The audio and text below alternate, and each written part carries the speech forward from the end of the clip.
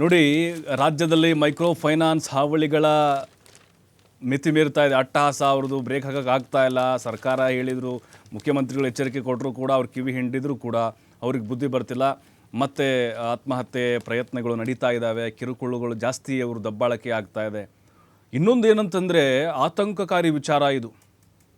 ಶಾಲೆಯಲ್ಲಿ ಬಡ್ಡಿ ವಸೂಲಿ ಮಾಡ್ತಾ ಇದ್ದಾರಂತೆ. ಶಾಲೆ ಫೀಸ್ ಕಟ್ತಾ ಇವಿಲ್ಲ, ನಾವು ವಾರ್ಷಿಕವಾಗಿ ಫೀಸ್ ಅಂತ ಕಟ್ಟಿರ್ತೀವಿ.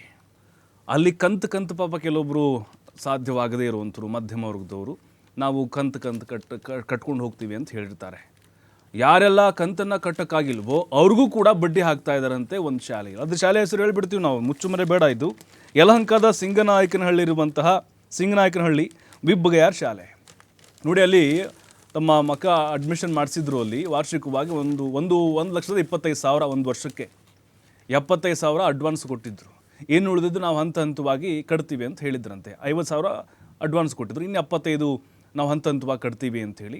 ಆ ಸಂದರ್ಭದಲ್ಲಿ ಅವ್ರಿಗೆ ಹಂತವಾಗಿ ಕಟ್ಟೋಕೆ ಸಾಧ್ಯ ಆಗಿಲ್ಲ, ವಿಳಂಬ ಮಾಡಿದರು ಅಂಥೇಳಿ ಅಲ್ಲಿ ಬಡ್ಡಿಯನ್ನು ಹಾಕಿದ್ದಾರೆ. ನೋಡಿ, 10,000 ರೂಪಾಯಿ ಬಡ್ಡಿ, 3% ಬಡ್ಡಿ, ಹಾಗೆ 10,000 ರೂಪಾಯಿ ಬಡ್ಡಿ ಆಗಿದೆ ಅಂತವ್ರದ್ದು.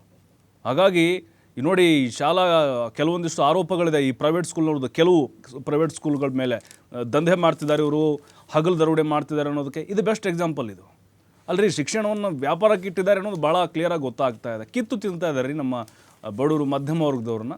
ಯಾಕಂದರೆ ನನ್ನ ಮಗನೂ ಕೂಡ ಬೇರೆಯವ್ರ ಥರ ಉತ್ತಮ ವ್ಯಾಸಂಗ ಮಾಡಲಿ ಅಂಥೇಳಿ ಖಾಸಗಿ ಶಾಲೆ ಹಾಕಿದರೆ ಈ ರೀತಿಯಾಗಿ ಜನರನ್ನು ಅವರು ವಸೂಲಿ ಮಾಡ್ತಿದ್ದಾರೆ. ನಿಜಕ್ಕೂ ಈ ರೀತಿ ಘಟನೆಗಳೇನಾಗ್ತಿದೆ ಅಂತ ಹೇಳಿದ್ರೆ ಈ ಖಾಸಗಿ ಶಾಲೆಗಳ ಸಹವಾಸನೆ ಬೇಡಪ್ಪ ಅಂಥೇಳಿ. ಅಲ್ಲ, ಬಡ್ಡಿ ಶಾಲೆಗಳು ಒಕ್ಕರಿಸ್ಬಿಡ್ತಾ ಅಂತ ಅಲ್ಲ, ಏನಂತಂದ್ರೆ ಪ್ರೈವೇಟ್ ಸ್ಕೂಲ್ಗಳಲ್ಲಿ ಓದಿದ್ರೆ ಮಾತ್ರ ನಾವು ದೊಡ್ಡ ಹುದ್ದೆಗಳಿಗೆ ಹೋಗ್ತೀವಿ ಅಂತಲ್ಲ. ಇವನ್ ಸರ್ಕಾರಿ ಸ್ಕೂಲ್ಗಳಲ್ಲಿ ನಾವೇನಾದ್ರೂ ಇಲ್ಲಪ್ಪ, ನನ್ ತುಂಬಾ ಖರ್ಚಾಗತ್ತೆ, ನನ್ನ ಮಗನ್ನ ಸರ್ಕಾರಿ ಸ್ಕೂಲ್ಗೆ ಹಾಕ್ತೀನಿ ಅಂತಂದ್ರು ಅಲ್ಲಿ ಟ್ಯಾಕ್ಸ್ ಬರೇ ಇದೆ. ಹೌದು, ಒಂದು ಸಾದಾ ಪೆನ್ಸಿಲಿಂದ ಹಿಡ್ಕೊಂಡು ಶೂಸ್ವರೆಗೂ, ಬುಕ್ವರೆಗೂ, ಪಠ್ಯ ಪುಸ್ತಕದವರೆಗೂ ಎಲ್ಲ ಕಡೆ ಟ್ಯಾಕ್ಸ್ ಆಗಿ ಹೋಗ್ಬಿಟ್ಟಿದ್ದಾರೆ. ಈಗ ಮಗನನ್ನು ದುಡಿದು ಓದಿಸ್ಬೇಕಂತಂದರೆ ಟ್ಯಾಕ್ಸ್ ಬರೆ.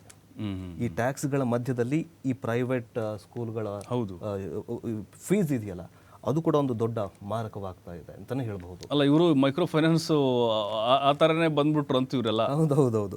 ಆಮೇಲೆ ಎಷ್ಟೋ ಜನ ಮೈಕ್ರೋ ಫೈನಾನ್ಸ್ ಸಾಲವನ್ನು ತೆಗೆದುಕೊಂಡಿದ್ದು ಏನಕ್ಕೋಸ್ಕರ ಅಂತಂದ್ರೆ ಶಾಲೆಗಳಿಗೆ ಮಕ್ಕಳನ್ನ ಓದಿಸೋದಕ್ಕೋಸ್ಕರ ತಗೊಂಡಿದ್ದಾರೆ. ಕರೆಕ್ಟ್. ಸೊ ಈಗ ಬಡ್ಡಿ ಮಕ್ಕಳನ್ನ ಓದಿಸ್ಲೇಬೇಕಲ್ಲ.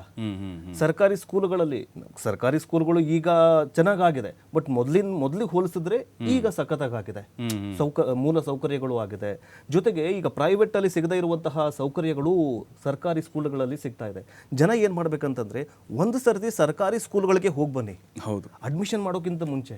ಯಾಕಂತಂದ್ರೆ ಅಲ್ಲೂ ಕೂಡ ಚೆನ್ನಾಗಿರೋ ಮೂಲ ಸೌಕರ್ಯಗಳಿದಾವೆ. ಮೊದಲಿನ ತರ ಏನಿಲ್ಲ. ಈಗ ಜನಗಳಿಗೆ ಏನಾಗಿ ಹೋಗ್ಬಿಟ್ಟಿದೆ ಅಂತಂದ್ರೆ ಸರ್ಕಾರಿ ಸ್ಕೂಲ್ ಅಂತಂದ್ರೆ ಅಲ್ಲಿ ಚೆನ್ನಾಗಿಲ್ಲ, ವ್ಯವಸ್ಥೆಗಳು ಸರಿಯಾಗಿಲ್ಲ, ಮೂಲ ಸೌಕರ್ಯಗಳು ಸರಿಯಾಗಿಲ್ಲ ಅಂತ. ಬಟ್ ಕೆಲವೊಂದಿಷ್ಟು ಸ್ಕೂಲ್ಗಳಲ್ಲಿ, ಎಲ್ಲ ಸ್ಕೂಲ್ಗಳಂತ ಹೇಳ್ತಾ ಇಲ್ಲ, ಬಟ್ ಕೆಲವೊಂದಿಷ್ಟು ಊರುಗಳಲ್ಲಿ, ನಗರಗಳಲ್ಲಿ ಚೆನ್ನಾಗಿ ವ್ಯವಸ್ಥೆಗಳು ಆಗಿದೆ, ಚೆನ್ನಾಗಿರುವಂತಹ ಸ್ಕೂಲ್ಗಳಿದಾವೆ. ಆ ಸ್ಕೂಲ್ಗಳಿಗೆ ಹೋಗಬೇಕು. ಆ್ಯಂಡ್ ಮತ್ತೊಂದೇನಂತಂದ್ರೆ ಈ ಪ್ರೈವೇಟ್ ಸ್ಕೂಲ್ ಅವರಿಗೆ ನಾವು ಬುದ್ಧಿ ಕಲಿಸ್ಬೇಕಂತಂದ್ರೆ ಸರ್ಕಾರಿ ಸ್ಕೂಲ್ಗಳಿಗೆ ನಾವು ಅಡ್ಮಿಷನ್ ಮಾಡಬೇಕು. ಜೊತೆಗೆ ಸರ್ಕಾರವೂ ಕೂಡ ಇದರ ಬಗ್ಗೆ ಗಮನ ಹರಿಸಬೇಕು. ಈಗೇನು ಮೈಕ್ರೋ ಫೈನಾನ್ಸ್ ಬಗ್ಗೆ ನೀವೇನು ಮುತುವರ್ಜಿ ವಹಿಸಿದ್ರಲ್ಲ, ಈ ಪ್ರೈವೇಟ್ ಸ್ಕೂಲ್ಗಳಿಗೂ ಕೂಡ ಒಂದು ಮೂಗುದಾರ ಹಾಕಲೇಬೇಕು. ಇಲ್ಲ ಅಂತಂದ್ರೆ ಇದು ಕೂಡ ಮುಂದಿನ ದಿನಗಳಲ್ಲಿ ವಿದ್ಯಾಭ್ಯಾಸ, ಎಜುಕೇಶನ್ ಮೇಲೆ ದೊಡ್ಡ ಪರಿಣಾಮ ಬೀರುವಂತಹ ಸಾಧ್ಯತೆ ಇದೆ.